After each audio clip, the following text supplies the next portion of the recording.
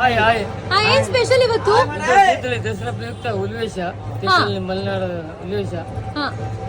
ತೀರ್ಥಹಳ್ಳಿ ಪ್ರತಿ ಸತಿ ಹೀಗೆ ಮಾಡೋದಾ? ಪ್ರತಿ ದಸರಾ ಇದೇ ಟೈಮ್ ಇದೇ ತರ 9 ದಿನ ಇದೇ ತರ ಹುಲಿ ಹಾಕೊಂಡು ಇದು ಮಾಡ್ತಾರೆ.